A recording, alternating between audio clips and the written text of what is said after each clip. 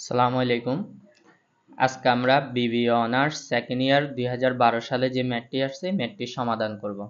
তো এখানে আমাদের প্রশ্নে বলা আছে on January 1, 2012 the ledger of angel software company contain the following current liabilities account. 2012 সালের জানুয়ারি 1 তারিখে চলতি দায়ের কিছু খতিয়ানের উদ্ধৃত দিয়ে দেওয়া আছে। তো এখানে আমাদের বলা আছে অ্যাকাউন্টস পেবল 60,000 টাকা, কারেন্ট সেলস ট্যাক্স পেবল 10,000 টাকা, আনআর্ন সার্ভিস রেভিনিউ 20,000 টাকা। During January the following transaction occurred, যে জানুয়ারি মাসে যে লেনদেনগুলো সংগঠিত হয়েছে ওই লেনদেনগুলো এখানে আমাদের দিয়ে দেওয়া আছে। রিকোয়ারমেন্ট 1 বের করতে বলছে 1 নাম্বার জার্নাল এন্ট্রি। তো জার্নাল এন্ট্রি মানে এখানে যে লেনদেনগুলো আছে এগুলো জাবেদা দিতে বলছে। তো আমরা যদি এখানে জাবেদা দিই, দেখো জাবেদাতে বলা আছে সোল্ড মার্চেন্ডাইজ ফর ক্যাশ টাকা 17,600, মানে আমরা নগদে পণ্য বিক্রি করছি। হুইচ ইনক্লুড 10% সেলস ট্যাক্স, যার মধ্যে 10% ট্যাক্স অন্তর্ভুক্ত আছে। তো নর্মালি আমরা যদি নগদে পণ্য বিক্রি করে থাকি জাবেদা হওয়ার কথা ছিল sales debit, cash debit, sales credit. এখন এখানে যেহেতু আমরা ট্যাক্স সহ পণ্য বিক্রি করছি, ট্যাক্স যেহেতু এখানে অন্তর্ভুক্ত আছে, এটার জাবেদা হবে cash debit, sales credit, sales tax payable credit, মানে সেলস ট্যাক্স পেবল নামক দায় বাড়বে। সেটার কারণ হচ্ছে আমরা পরবর্তীতে এই ট্যাক্সটা গভর্নমেন্টকে পরিশোধ করতে হবে, এই জন্য সেলস ট্যাক্স পেবল নামক দায় বৃদ্ধি পাবে। আর যেহেতু নগদে বিক্রি করছি, নগদ সম্পদ বৃদ্ধি পাবে, এই জন্য ক্যাশ ডেবিট বিক্রি করার কারণে আয় বৃদ্ধি পাবে, সেলস ক্রেডিট। এরপরে ট্যাক্স সহ বিক্রি করার কারণে দায় বৃদ্ধি পাবে সেলস ট্যাক্স পেবল নামক, এই জন্য সেলস ট্যাক্স পেবলটা ক্রেডিট হবে।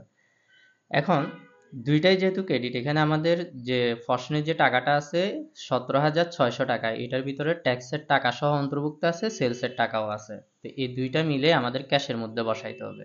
তো যেহেতু এটার মধ্যে ট্যাক্সের টাকা অন্তর্ভুক্ত আছে, আমরা টোটাল ক্যাশে বসাই দিলাম 17,600 টাকা। এবার আমাদেরকে ট্যাক্সের টাকা বের করব। তো ট্যাক্সের টাকা কিভাবে বের করব, দেখো সেলস সবসময় 100%, সেলস সবসময় 100%, ট্যাক্স হচ্ছে 10%, তাহলে এই যে 17,600 টাকা দেওয়া আছে এটা হচ্ছে আমাদের 110%-এর টাকা। আমরা এই যে 17,600 এটাকে 110 দিয়ে ভাগ করলে আমাদের 1%-এর টাকা আসবে। আর সেলস হচ্ছে কত পার্সেন্ট? 10%, তো 10 দিয়ে গুণ করলে 10%-এর টাকা আসবে। তো 10%-এর টাকা আসবে হচ্ছে 1,600 টাকা। তো এই যে 17,600 টাকা আছে এটার মধ্যে ট্যাক্সের টাকাটাও আসে। এবার 17,600 থেকে তুমি যদি 1,600 বিয়োগ করে দাও তাহলে সেলসের টাকা আসবে। অথবা এখানে যেভাবে করা আছে সেলস 100% বলছিলাম, টাকাটা কত পার্সেন্টের? 110%-এর, তো 110 দিয়ে ভাগ 100 দিয়ে গুণ করলে সেলসের টাকা আসবে। অথবা এইভাবে করতে পারো 17,600 থেকে 1,600 যদি বিয়োগ করে দাও তাহলে সেলসের টাকাটা চলে আসবে। আশা করি তোমরা সবাই এটা বুঝতে পারছো। এরপরে 6 নাম্বার যেটা আছে সেটার আমাদের জাবেদা দিতে বলছে হচ্ছে provide service for customer who had paid cash in advance টাকা 16,000, মানে এখানে বলা হয়েছে আমরা একজন কাস্টমারকে সেবা দিছি। কোন customer? Who had paid cash in advance, যে আমাদেরকে অ্যাডভান্স পরিশোধ করছিল, পূর্বে অ্যাডভান্স পরিশোধ করছিল, তাকে আমরা কি করছি? 16,000 টাকা সেবা দিছি।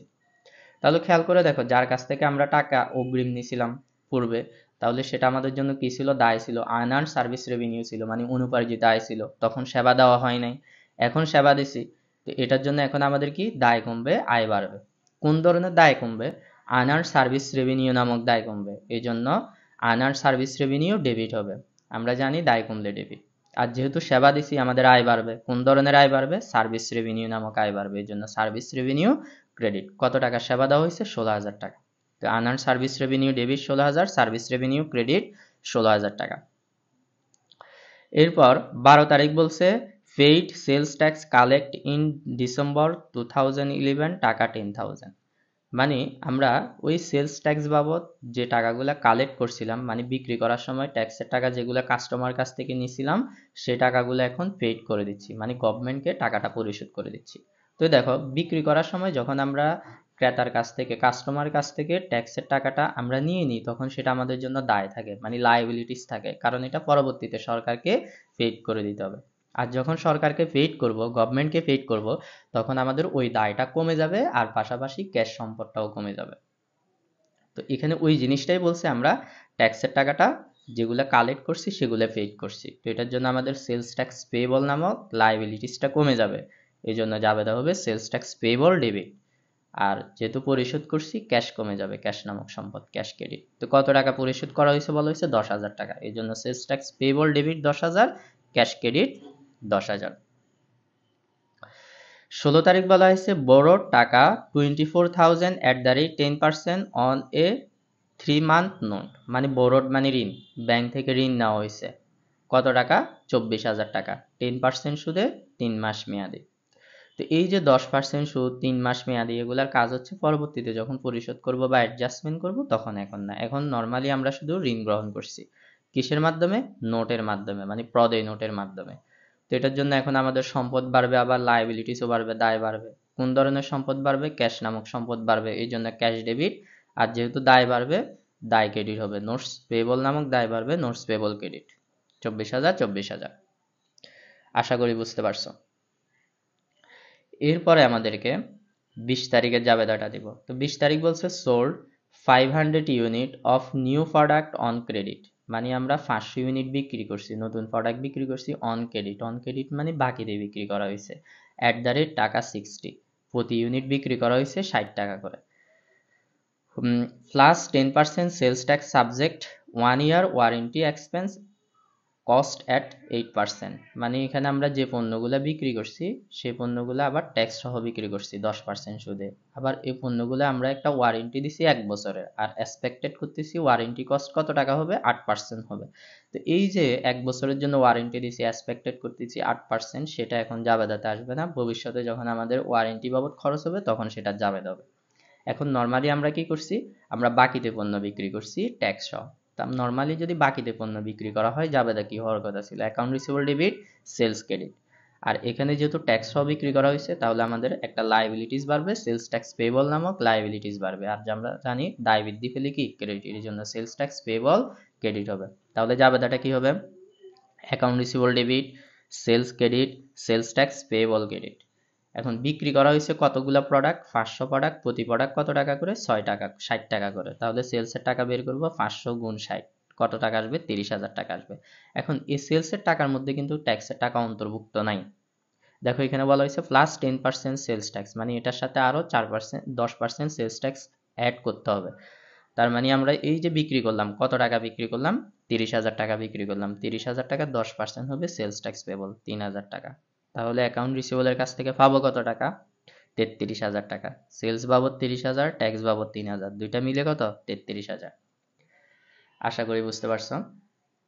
পরবর্তীতে 31 তারিখেরটাতে আমাদের বলা হয়েছে সোল্ড মার্চেন্ডাইজ ফর ক্যাশ টাকা 11,000 হুইচ ইনক্লুড 10% ট্যাক্স, মানে আমরা আবার পণ্য বিক্রি করছি নগদে 11,000 টাকা, যার মধ্যে 10% ট্যাক্স অন্তর্ভুক্ত আছে। তো এটার জার্নালটা হবে তোমাদের, জার্নালটা হবে cash debit, sales credit, sales tax payable credit. তো বিক্রি করছি কত টাকা, 11,000 টাকা, তো ক্যাশের মধ্যে 11,000 টাকা বসে যাবে। আর সেলস ট্যাক্সের টাকাটা যদি বের করি, বিক্রি করছি 11,000, এই 11,000 টাকার মধ্যে ট্যাক্স সহ অন্তর্ভুক্ত আছে। তো সেলস সবসময় 100%, ট্যাক্স হচ্ছে 10%, তাহলে এই টাকাটা হচ্ছে 110%-এর টাকা। 110 দিয়ে ভাগ 10 দিয়ে গুণ করলে ট্যাক্সের টাকাটা আসবে 1,000 টাকা। তো 11,000 থেকে 1,000 বিয়োগ দিলে সেলসের টাকা আসবে, অথবা 110 দিয়ে ভাগ, সেলস সবসময় 100% বলছি, 100 দিয়ে গুণ করলে কিসের টাকা আসবে, সেলসের টাকাটা চলে আসবে। আশা করি বুঝতে পারছো। এখন আমাদেরকে রিকোয়ারমেন্ট টু কি বের করতে বলছে সেটা আমরা একটু পড়ে নিই। আমাদের রিকোয়ারমেন্ট টুটা বলা আছে হচ্ছে adjusting entries on 31/1/2012 for interest and warranty cost, মানে এখানে আমাদেরকে অ্যাডজাস্টিং এন্ট্রি দিতে বলছে ইন্টারেস্টের জন্য আর ওয়ারেন্টি কস্টের জন্য। তো দেখো কয় তারিখে অ্যাডজাস্টিং এন্ট্রি দিতে বলছে, জানুয়ারির 31 তারিখে অ্যাডজাস্টিং এন্ট্রি দিতে বলছে।